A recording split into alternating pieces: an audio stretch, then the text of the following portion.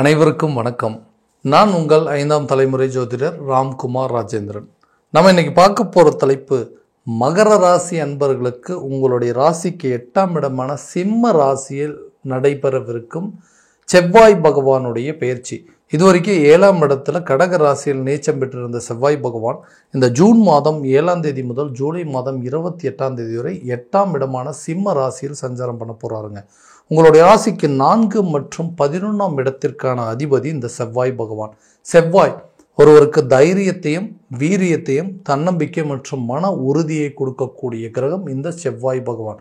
So இந்த மகர ராசி அன்பர்களுக்கு செவ்வாய் பகவானுடைய பயிற்சி எந்த விதமான அற்புதங்கள் மற்றும் சிறப்பு பலனை கொடுக்க போகுது அப்படிங்கிறத இந்த காணொலியில் தெளிவாகவும் விவரமாகவும் பார்க்கலாங்க. நம்ம சேனலை ஃபஸ்ட் டைம் பார்க்குறவங்க தான் சப்ஸ்கிரைப் பண்ணிக்கோங்க.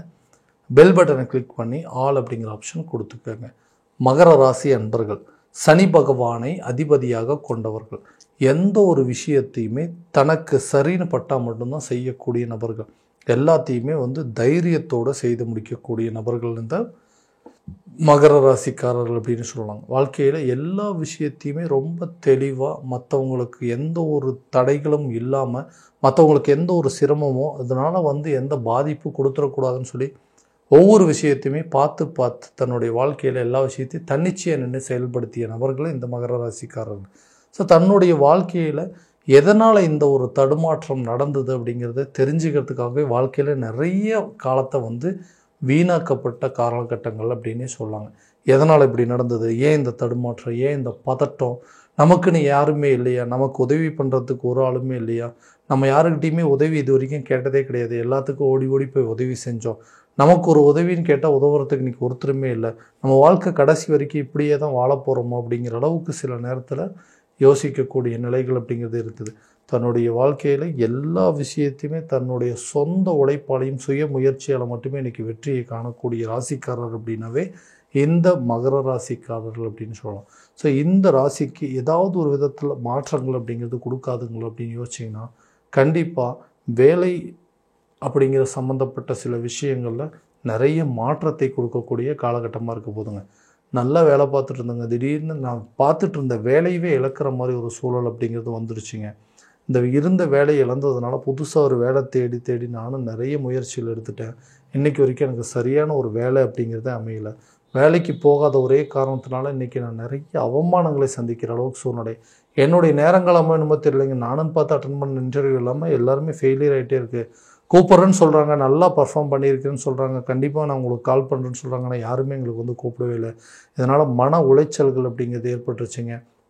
எப்போ தான் நமக்கு நம்ம நினச்ச மாதிரி ஒரு வேலை கிடைக்கும் அப்படிங்கிறது தேடிட்டு இருக்கிறாங்க. அதே நேரத்தில் ரொம்ப வருஷமாக ஒரே கம்பெனியில் வேலை பார்த்துட்ருக்காங்க. அந்த இடத்துல எந்த ஒரு ப்ரொமோஷன் அப்படிங்கிறதே இல்லை, எந்த ஒரு சேலரி இன்க்ரிமெண்ட் அப்படிங்கிறதுல. பேசாமல் வேலையை விட்டுட்டு சொந்தமாக ஒரு பிஸ்னஸ் ஸ்டார்ட் பண்ணால் கூட பரவாயில்லையே அப்படிங்கிற அளவுக்கு யோசித்தேன். அதுக்கும் தேவையான முதலீடுகள் வேணும்னா கொஞ்ச நாள் வேலைக்கு போயிட்டு காசு சம்பாரித்து அதை வச்சு தான் நான் தொழிலே பண்ண முடியுங்க. அந்த நிலையில் இருக்கேன். ஸோ இதனால் குடும்பத்தில் நிறைய பொறுப்புகளை என்னால் ஏற்றுக்க முடியல. மற்றவங்களாம் என்னால் கொஞ்சம் கூட பொறுப்பாகவே இருக்க மாட்டியா, வீட்டுக்கு தேவையானது எதுவுமே பண்ண மாட்டேன்னு சொல்ல என்னுடைய நிலையை யாருமே புரிஞ்சிக்க மாட்டேங்கிறாங்க. இந்த நிலைகள் மாறுங்க. உங்களுக்கு தேவையானபடி கரெக்டான நேரத்தில் ஒரு சில வேலைகள் அப்படிங்கிறது கண்டிப்பாக அமையுங்க. இது வரைக்கும் வேலைக்கே போக முடியாத இருக்கிறவங்க கூட தான் ஒரு சொந்தமாக ஒரு வேலைக்கு, அதாவது தன்னுடைய வேலையை தனக்கு பிடிச்ச மாதிரி ஒரு சில வேலைகள் அப்படிங்கிறது அமையுங்க. வேலையில் இருக்கிறவங்க கூட அதே விஷயத்தை விட்டுட்டு சில பேர் தொழில் பண்ணுறதுக்கான சூழல் அப்படிங்கிறது ஏற்படுங்க. ஸோ தொழில் ரீதியாகவும் அப்படி தான் தன்னுடைய விஷயத்தில் நிறைய மாற்றங்களை கொண்டு வரணும். இது வரைக்கும் வேலை செஞ்சுட்டு இருந்தாங்க, அந்த வேலை செஞ்சது போதும், நம்மளாக ஓனாக பிஸ்னஸ் ஸ்டார்ட் பண்ணலாம், அந்த பிஸ்னஸை கண்டிப்பாக நல்லபடியாக கொண்டு நடத்தலாம் அப்படின்னு யோசிச்சுட்டு அதுக்குண்டான முயற்சிகள் எடுக்கலான் இருக்கிறேன். யாருமே எந்த சப்போர்ட் இல்லை. எப்போவுமே தனியால் நின்று போராடுற மாதிரி ஒரு வாழ்க்கை வாழ்ந்துட்டுருக்குறேங்க.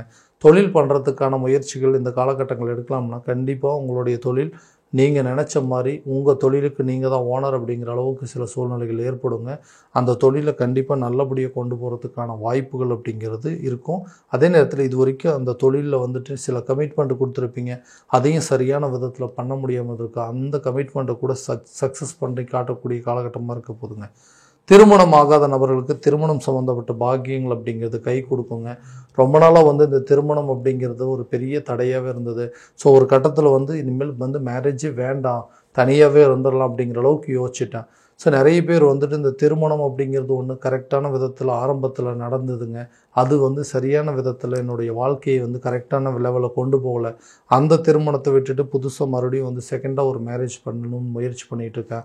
ஸோ அதுக்குண்டான பலன்கள் இருக்குன்னு கேட்டிங்கன்னா, இந்த காலகட்டங்கள் இந்த செவ்வாய் பகவானுடைய பயிற்சி காலகட்டங்களில் இது வரைக்கும் நீச்சமாக இருந்த செவ்வாய் பகவான் அந்த திருமணம் சம்மந்தப்பட்ட தடையில் கொடுத்துட்டு இருந்தவர் அந்த இடத்துலேருந்து விலகினதுனால திருமண யோகம் அப்படிங்கிறது உங்களுக்கு கூடிய விரைவில் கை கொடுங்க.